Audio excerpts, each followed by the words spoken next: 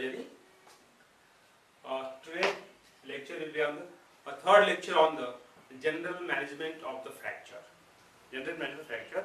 In previous two lectures we have been seen the general management, the general assessment and the management. Then we have been seen the treatment of fracture proper. In treatment of fracture proper, we have been completed the reduction and the some part of the immobilization. Now we will continue in this lecture. Today's lecture will continue the further part of the immobilization. As we have been seen in last lecture, a second lecture of the general management, that there are different methods of the immobilization in which you have been seen that first I have told you using the sticks, then bandage and then the plasters. Now another two methods are there of the immobilization are the traction and second is the skeletal fixation. Skeletal fixation. Now first of all we see the traction. The traction means what? The traction is a process of the immobilization or the method of the immobilization in which the fracture ends are held at the place, not allowing the move by applying the weight or pull, by using the weight over the fracture end and the holding in the place is called as a traction. Okay? And there are two methods of the tractions are there. One is the skin traction,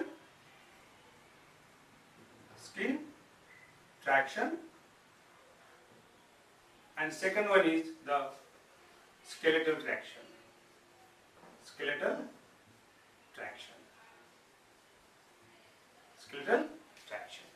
Skin traction means what? It is the type of the traction in which the weight is applied or the pull is applied by using the weight on the skin, and the fracture ends are pulled at the place is called as skin traction. We will see why there is the figures there.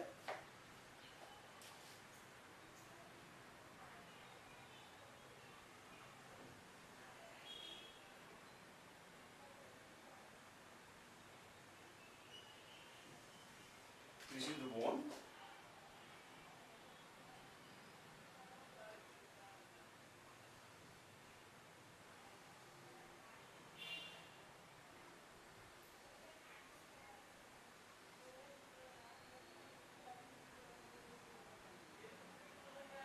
Write the figure of the knee joint.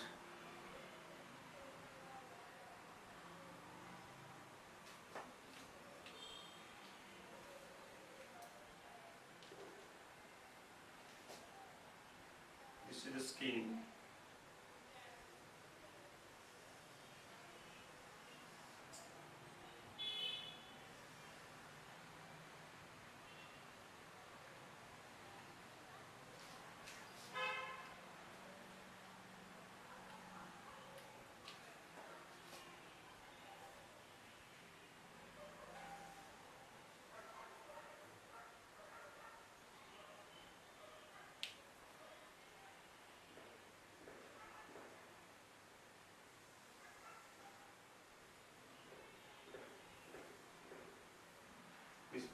Blue line showing the skin and this muscle.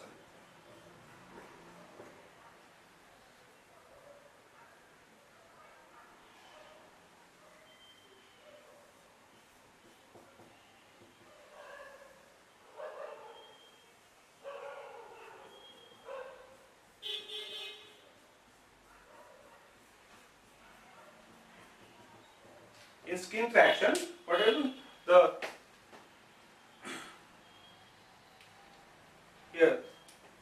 The rope is taken, and along with the rope, this rope is attached to the skin without the bandage or stickings here. Suppose this is the fracture portion. To the proximal line, the distal ends like this, and this rope and weight is applied here to pull. Means what? The rope that which is used for the pulling, it is our tape which is used for the pulling, it is attached to where? The skin. by the sticking, and after the reduction of the fracture, and then it will be fixed here, isn't it, to hide the proximal part and the distal part, and the weight is applied. The different types of the weights are used. Previously they were using the sandbags there, then the bricks. Now we get the ready-made plates of the different weight, isn't it? Weight is depend upon the strength of the muscles, how much muscles are stronger, and in this way the skin traction is used. Then second, skeletal traction. Skeletal traction, it is a type of the traction where the two fractures are fixed by making the hole into the bone, burr hole into the bone, and it is fixed. It is fixed, and then the weight is applied. See, I'll show in the figure. So here the hole is made into the bone, and the screw is passed into the bone.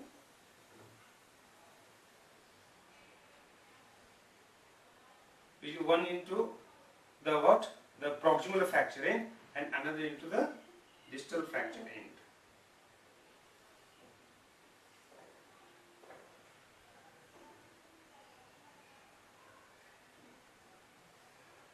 Distal fracture end. And now the weight is applied by fixing the screw by the plates, and the weight is applied on this instead of on the skin. This is called a skeletal traction, where the pull is applied over the bone. In the skin traction, the pull is applied where? On the skin, and holding the two fracture end at the side. And here in case of the skeletal traction, the two fracture end are fixed by the skeletal fixation, and then the pull is applied over it, and what? The traction is given. So this is the types of the traction by which you can immobilize the fracture. Then another method of the immobilization is the skeletal fixation. Skeletal fixation is what? The fixation of the two fracture end, or the fixation of the fractured bone. It's called a skeletal fixation. And the skeletal fixation of two types. The one is external fixation, and second is another is the internal fixation. External fixation means the fixation of the fractured bone from outside without opening the site of the fracture. Without opening the site of the fracture, and from the distance of the bone is fixed. It's called the external fixation. From outside, the skin is intact, and making the hole into what? The bone, the fixation is called the external fixation. We'll see in the figure.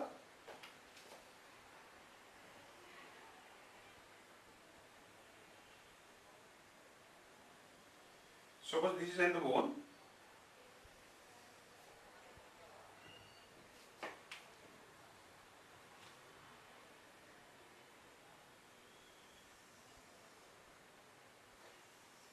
This is representing the skin, then muscles.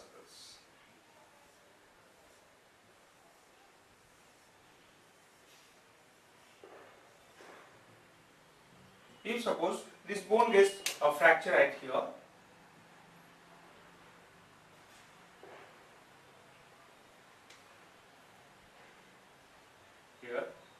and we want to fix the bone. So by external fixation, the hole is made here by dissecting the overlying tissue and then making it into the bone.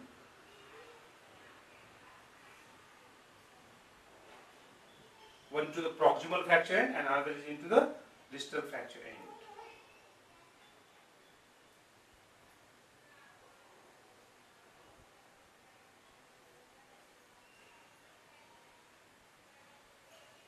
And these two screws, which has been passed into the two fracture ends, are there. There will be need of the insertion of the more than one screw, as it depend upon the stability of the fracture. If the most unstable fracture is that, in these cases you have to use more than two screws are there, either 2 or 3 into the proximal fracture end, or 2 or 3 into the, or more into the distal fracture end. and then the screw are fixed with either the rods or the plates. Different materials are used here, isn't it? Most commonly used is the Thomas plate. Thomas plate. Because this plate remains adherent to the skin and it will be allow the patient to walk or to move without allowing the movement at each side. So this is called external skeletal fixation. Different materials are used. Rods are can used from outside or the Thomas plate most commonly used. This is called external fixation. Then next is internal fixation. Internal fixation means what? The internal skeletal fixation is that where the direct approach is made to the bone or fractured bone and the fracture ends are fixed by approaching directly to them, isn't it? By opening the site of fracture. It's called internal fixation. Different materials are used in the internal fixations. These are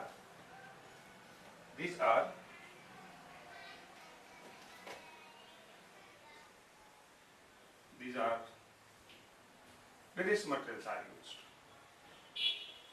One is screw, plates, rods and wires wire. So these materials are used for internal skeletal fixation. The screw, when it is used, that the screws are used when there is only flap of the bone. It's separated from the main portion of the bone. Then the screws are used. There are different types of the screws are there. Different size screws are there. We doesn't want to go detail in that, but we'll see how we use the screws are there. How you can use it, when can you use it? Suppose this is in the bone.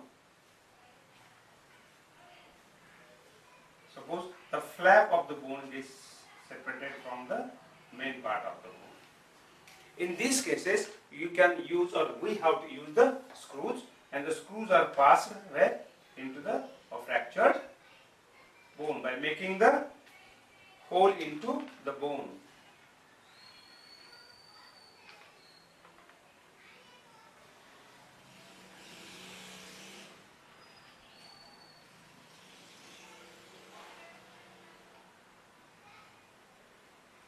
The screws can be used. Different types of screws are there. The screws with that of the having the neck, body and the tail. And directly some of the screws are there, directly have the threads are there. Don't have the neck. So it depends upon the what type of the fracture is there, how much large flap edging is what separated, isn't it? So in such cases you can use the screws.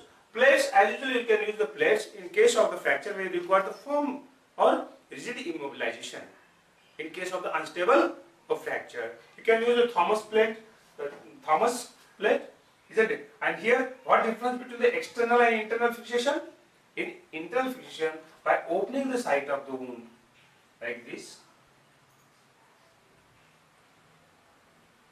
opening the site of the wound, you can directly use the plate here adherent to the bone.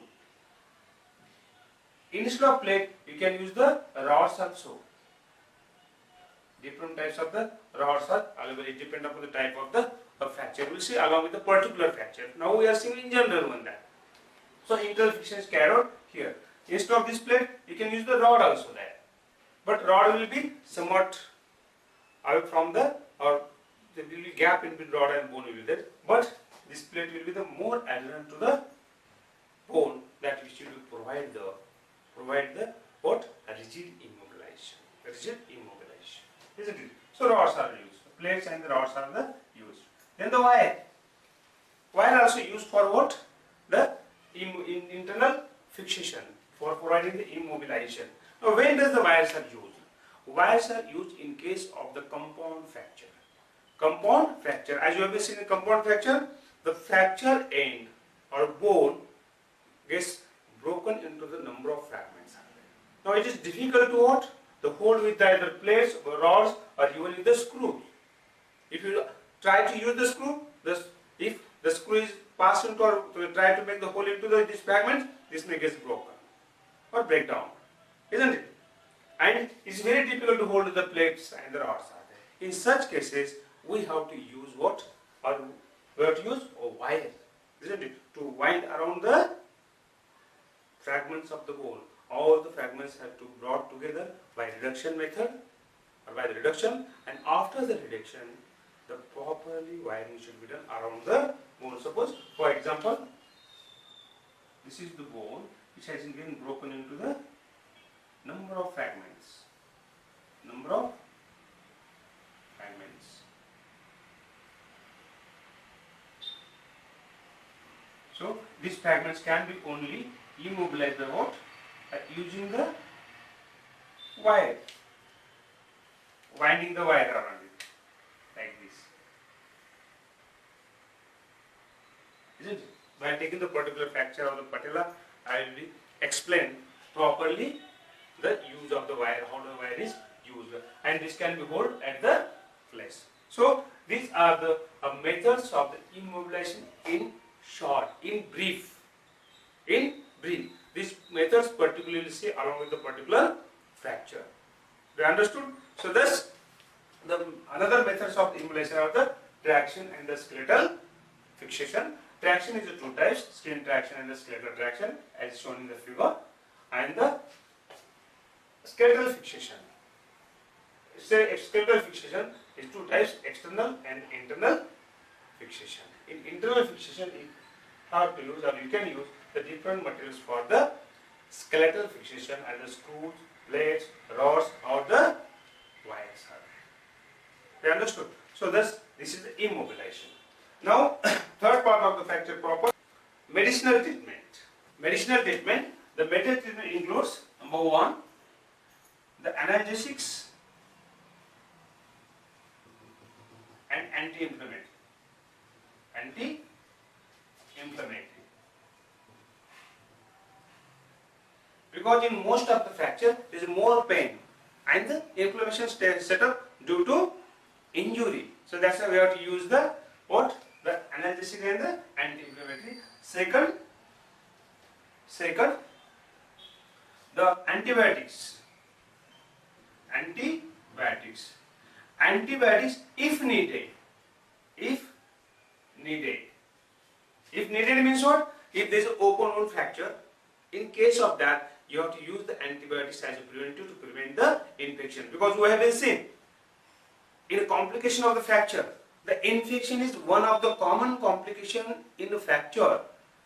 So in such cases, chance of the infections are there. So that's the use of the antibiotic, the proper antibiotic. If infection occurs, then how to use the antibiotic after culture sensitivity. Then third, injection of TT, tetanus toxoid. It's not given previously. If not given previously. Then fourth, calcium supplementation. Calcium supplementation if required. If required, see, don't give unnecessary calcium supplementation. If the person have adequate calcium, then no need of to give the supplementary calcium. You can advise a diet which is rich in the calcium because many of the people will be surprised. I am saying that don't give the supplementation of the calcium.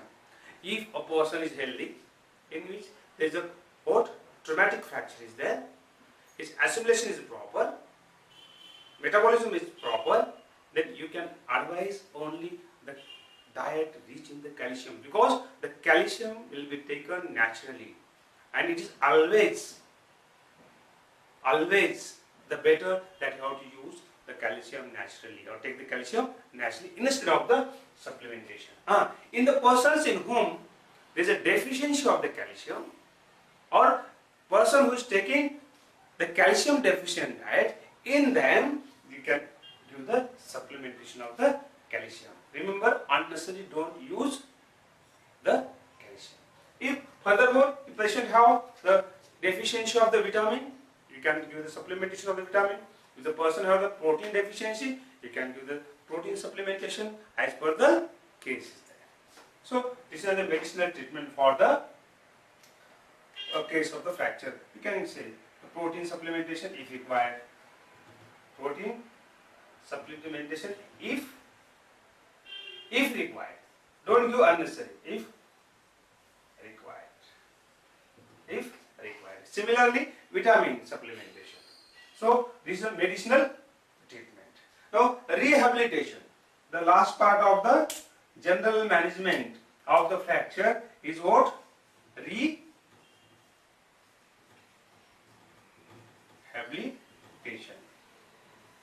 See, rehabilitation of the patient is very important. Why? First of all, the patient, whenever patient got a fracture, he will get frightened. The fear will be there. Anxiety will be there that my bone has got fractured. Now my bone will become weak. I will become the weak. What will happen? Deformity will be there. And due to that, the patient is threatened. First of all, we must remove this fear and anxiety from the mind of the patient. What? By rehabilitation. You have to say to the patient, don't worry, if the fracture occurs, it will get united. No doubt, it definitely united. Your bone will become strong. It will not become the weak. In fact, you have to say then, after the union of the fracture, the site of the fracture, after complete healing, it will become more stronger than the previous. And fracture will not occur at that site. Second thing, even the fracture is what? Complicated. Don't say directly to the patient, your fracture is complicated, you have the complication there. Or how big fracture is there. How much big injury is there.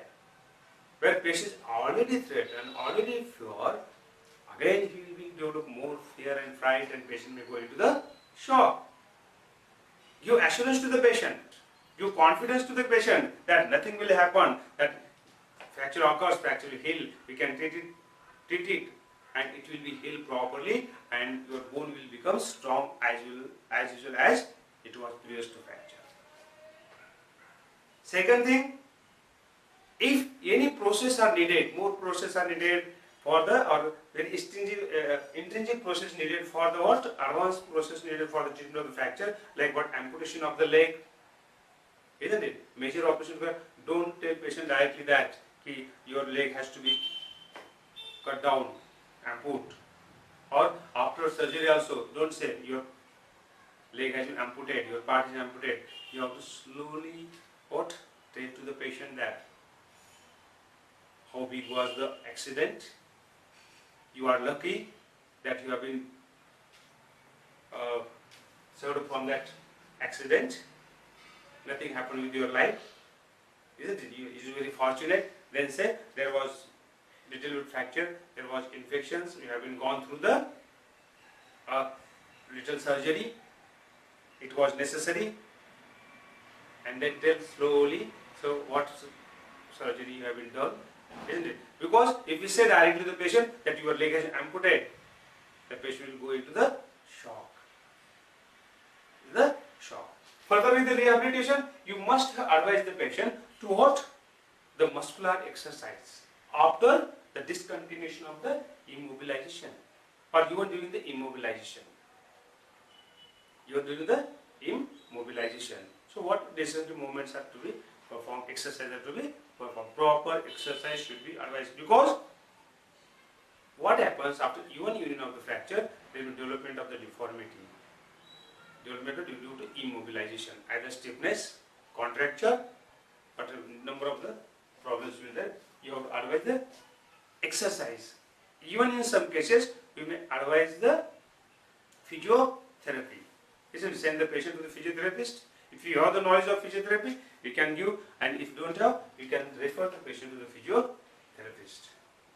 Isn't it? In rehabilitation is needed that the patient should be made previous as it was as a restoration of the health of the patient is not possible. Restored health is not possible without a rehabilitation. So rehabilitation is also very important in case of the fracture. Otherwise what happens? After the immobilization, after treatment of fracture, the patient may think what? My part becomes the weak, and he will be hold the part and doesn't use the part, and the development of the contraction. There are a number of the patients are there. number of the patients are there. One patient was there, he was got fracture of the humerus, and he was undergone the surgery 2 to 3 times are there. And after that, he felt, he assumed that his arm becomes weak, and he was walking like this continuously for the months together, isn't it? And then he came to me for what? This contracture, isn't it? Then I advised some given the medicine, and then advised some exercise and the physiotherapy, and the patient has been completely restored, isn't it? So restoration of health is not only healing the fracture, you have to restore the functions of the part of the patient, providing the better life, isn't it? So that's why rehabilitation is important. So here the general management of the fracture has been completed. I have taken this general management in brief. While taking the particular fracture, I will try to take this statement in detail. Okay, that's all. So watch this lecture.